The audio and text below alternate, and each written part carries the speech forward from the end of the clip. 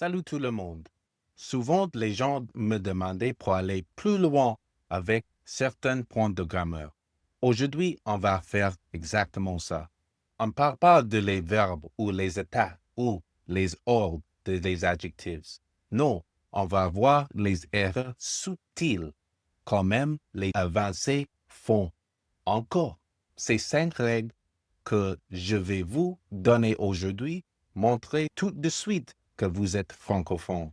Et on va débloquer les 5 règles les plus importantes aujourd'hui. L'erreur numéro 1, l'omission de l'auxiliaire dans les questions. En français, l'intonation fait le travail. Tu aimes le café? Mais en anglais, cette phrase sans les clés est grammaticalement faux. Les anglophones ont besoin d'une structure claire.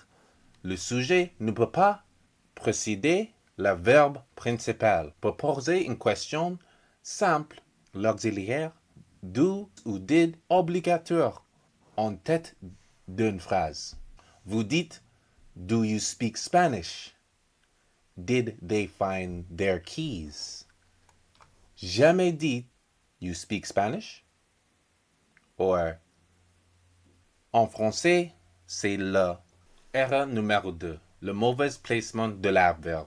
Votre cerveau français vous dit de placer l'adverbe après le verbe. J'écoute souvent de la musique. En traduire ça, I listen often to music. C'est faux. En anglais, les adverbes de fréquence comme always, often, never, usually ont une place réservée juste avant l'action. La règle, l'adverbe de fréquence se place entre le sujet et le verbe principal. Vous dites I often listen to music. On place often après le sujet et avant le verbe principal. Listen. Ou we never thought of that. Voilà. Adverbe de fréquence, never. C'est après le sujet et avant le verbe principal. Mais c'est l'anglais. Il y a toujours les exceptions. L'exception ici, c'est être, be. Avec le verbe être, to be, l'adverbe vient après. Donc, un exemple. He is always on time. Or he is never on time. L'adverbe never et always, il allait après le verbe principal avec être. Voilà. Mais ça, c'est l'anglais. Tu apprends une règle et il y a toujours des exceptions pour des règles. Donc, pratiquez un petit peu, écoute les musiques, écoute les séries de Netflix et répétez après les gens natifs. Comme ça, tu pourras voir toujours la bonne structure. Règle numéro 3. Très important, ton fluidité en anglais. En français, on dit des informations ou une conseil. En anglais, des mots comme information et advice et furniture ou news, les nouvelles, news, sont considérés comme des masses. Ces mots sont toujours singulaires et ils ne prennent jamais le S à la fin. Comme le sable, ils sont innombrables. Tu ne peux pas mettre une indéterminante avant. Tu dois juste dire le nom seul. Les règles simples. Ces mots sont toujours singulaires et ils ne prennent jamais le S à la fin. Oui, tu peux compter du riz. Tu peux dire il y a 100 grammes ou 5 grammes, mais tu ne connais pas vraiment combien de grammes de riz sont dedans ton plat. Et des nouns, tu ne peux pas compter comme l'eau ou un liquide. Tu ne peux pas vraiment compter combien de molécules de liquide est dedans. Donc, c'est incountable. You cannot count these nouns. So, you cannot put an indeterminate avant. Tu dois juste dire le nom seul. Vous dites jamais I need some advices. Tu toujours dis I need some advice. Ou this information is helpful. Information is an incountable noun. So, you cannot put an S at the end. An advice or informations, tu jamais ajoutes un S à la fin. Si tu dois compter, utilise un morceau, a piece of advice or a piece of information. Si tu dois compter les uncountable nouns, tu dois dire une piece, un morceau de information. Donc, règle numéro 3, c'est uncountable nouns. Règle numéro 4. Je vais commencer avec une phrase. Life is short. La vie est courte.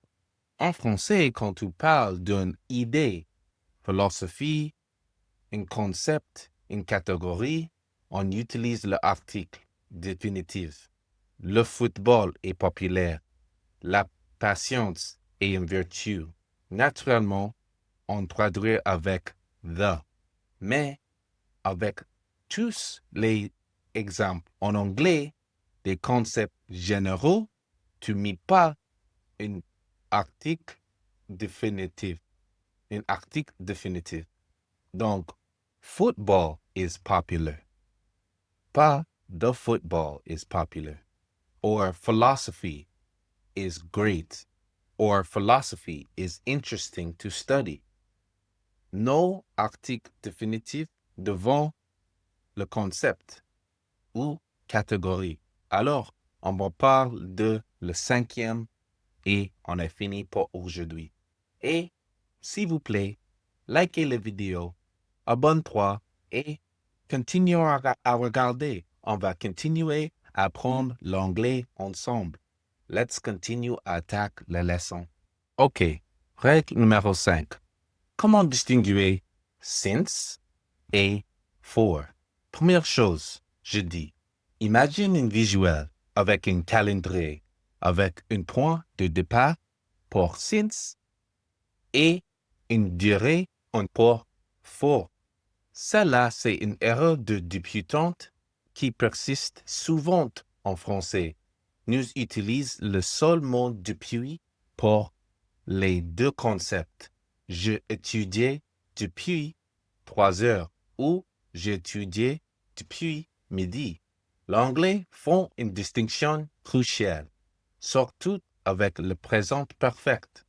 Les règles simples. Since et for n'y sont pas interchangeables. For indique une durée, la quantité de temps. Exemple, for 3 hours. For many years. For 2 days. Since indique un point de départ, le moment précis. Exemple, since 2010. Since Monday. Since 4 o'clock today. For example, I have worked here for 6 months. Dirais for 6 months. Et I have worked here since January. Point de départ. Since January. For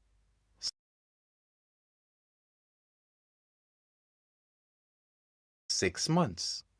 Donc, pour distinguer les deux for et since, tu dois rappeler de le calendrier avec un point de départ pour since et une durée pour for. Et voilà, ça c'est la 5e règle d'aujourd'hui. Et voilà les 5 règles que vous pouvez commencer à appliquer dès aujourd'hui. Une petite note. On a une question toujours la clé. Do, does et did. Le adverbe, adverbes de fréquence comme always, toujours, never, mettent entre le sujet et le verbe principal. 3e, information. Pour des generalities, tu ne mets pas the devant, comme information, ou tu ne mets pas un S à la fin pour les concepts abstraits. Une dernière, since et for. Since, c'est point de départ et for, c'est une durée. Si vous appliquez ces 5 corrections, votre anglais va augmenter à notre niveau. Dites-moi en commentaire quelle est l'erreur que vous trouvez la plus difficile à corriger. Et n'oubliez pas de liker et abonne-toi, s'il vous plaît. I hope I could help you with the 5 important rules for French learners. I'll see you guys next time in the next course. Au revoir.